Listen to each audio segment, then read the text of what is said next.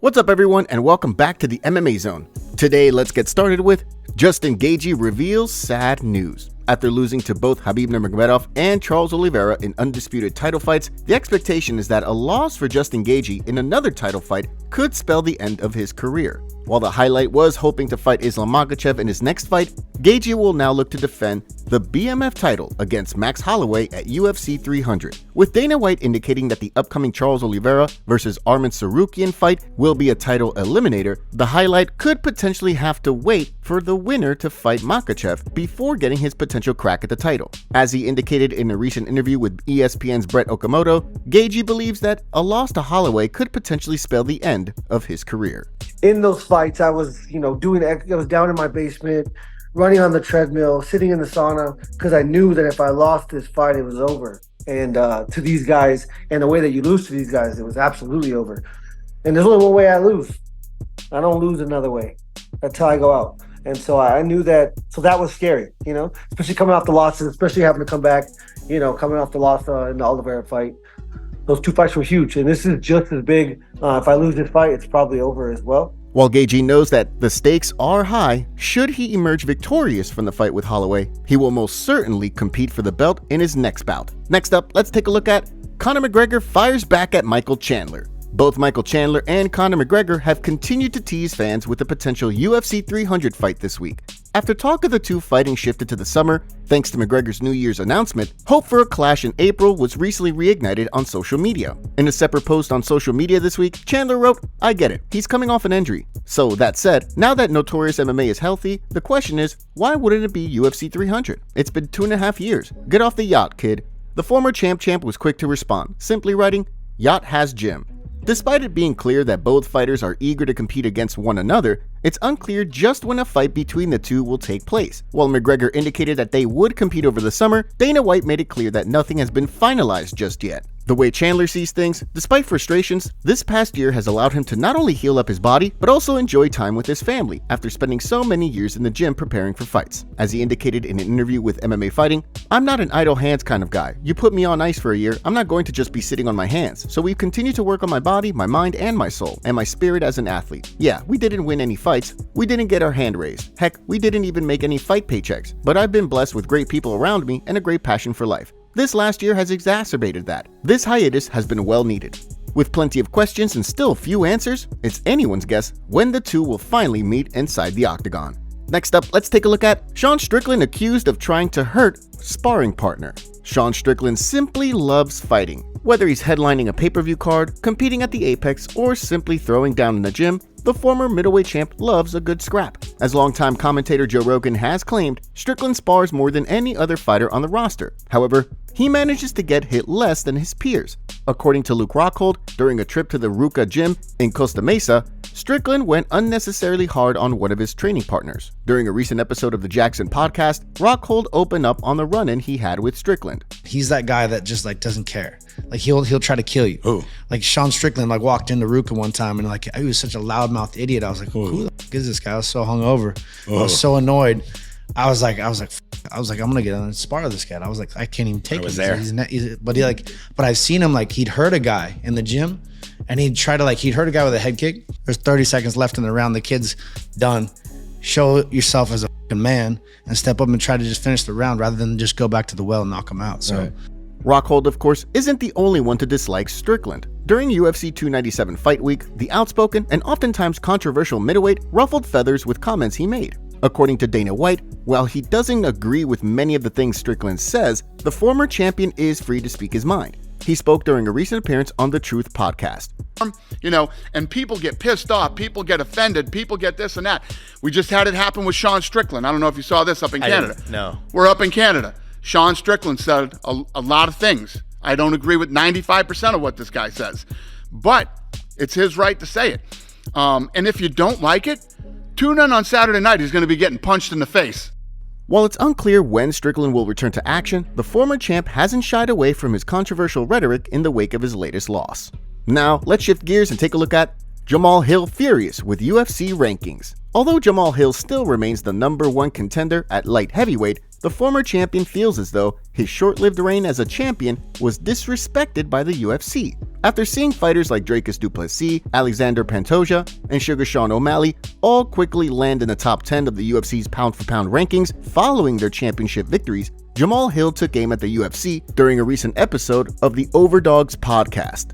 When I won the title, I can't think of the last time somebody became a champion and they were ranked outside of the top 10. The top 10 of the pound and on the pound for pound ranking.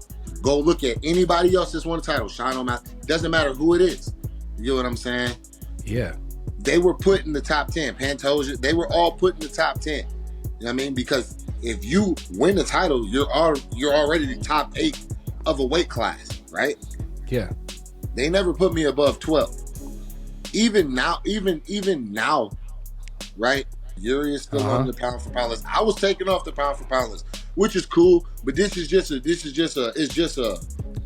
a way to gauge like the, you know what I mean? How I'm saying the respect and how the perception.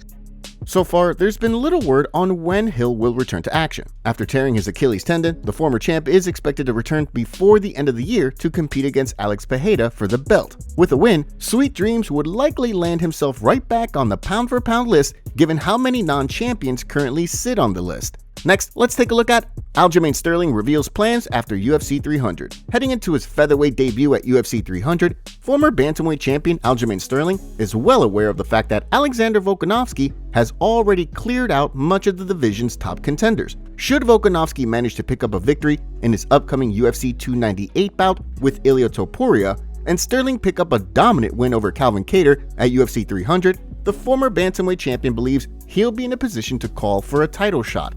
During a recent episode of the MMA Hour, he opened up on his mindset heading into what many believe is the biggest fight of his career. And by no means am I saying I'm running through him. Like, I have no idea what's going to happen. I can't predict the future. All I can do is be as confident as I can be and know I put the goddamn work in, and I'm going to be doing that.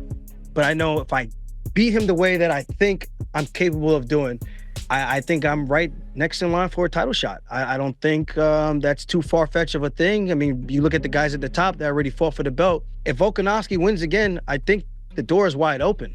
Of course, as Ilia Topuria has indicated ahead of his fight with Alexander Volkanovski, if he emerges victorious, he would like to defend the title against Max Holloway. However, as previously mentioned, the former featherweight champ is gearing up for a UFC 300 fight with Justin Gaethje. With plenty of uncertainty surrounding the featherweight title, a win for Sterling would certainly create an interesting situation at 145 pounds.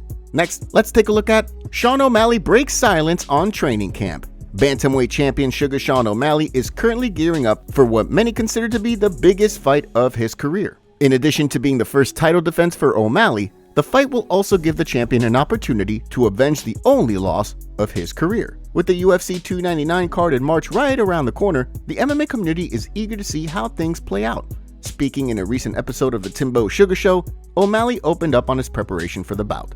Yeah, well, I went to war Friday, had crazy sparring Friday, felt good. Saturday, 5 weeks in a row now, we've been running the mountain and just pushing it. Got Caesar running with us to kind of push that. For me to looking back on all my camps, being able to run the mountain the day after sparring is so nice. Because usually my knees would hurt, and my foot would hurt, something. But 5 weeks in a row after sparring, I've been able to run the mountain the next day. And it's such a hard push. My quads are on fire. Feels great. Since it was announced, the MMA community has remained split on how things will play out between O'Malley and Chito Vera. According to DraftKings, O'Malley sits as a slight -205 favorite compared to Vera's status as a +170 underdog. With a chance for revenge and the stakes at an all-time high, it'll be interesting to see how things play out in Miami. Next, let's take a look at Henry Cejudo reveals shocking news. After ending his retirement and returning to the octagon last year, Triple C Henry Cejudo briefly considered retirement once again following his loss to Aljamain Sterling. Despite that, Cejudo then indicated that he wasn't going anywhere quite yet. Since then, Cejudo signed to fight the Machine Merab Dvalishvili in a title eliminator at UFC 298 in pursuit of UFC gold once more. With the stakes at an all-time high, Triple C believes that a loss could spell the end of his MMA career. He spoke on a recent episode of the HJR Experiment, where he shed light on his mindset heading into the fight. And this is for the #1 contender spot. I think if they're, you know, after losing to Aljamain, I think if I was gonna go maybe down the ladder, I would probably be done with fighting again. Yeah, man, because it's just like the sport is hard, man. Training camps, having 2 kids and things like that. It's all or nothing, man. It's more of a motivation of vengeance. Like, you know what I'm saying? It's not always the love. Like, no, not really, man. Right. Like even coming back to the sport, I was like, all right, man, I want to test myself. I like the matchup. You know, it has been 3 years. But it was, you know, also the financial compensation. I mean, there's nothing easier. As Dana White has famously said a number of times in the past, once a fighter begins to think about retirement, then oftentimes it may be time to hang up the gloves. While Cejudo seems to be eager to secure gold once again, it sounds as though a loss could in fact be the end of the Olympian's MMA career. The MMA community is furious with Dana White for a recent interview he did with Vivek Ramaswamy. In this clip, Dana White was asked about fighter pay and how it works. Here's what he had to say. There's I guess you'd call it a standard level of pay. And depending on who you are and how you make it, how you climb up the ladder. So what happens is when you become a world champion, you become a partner.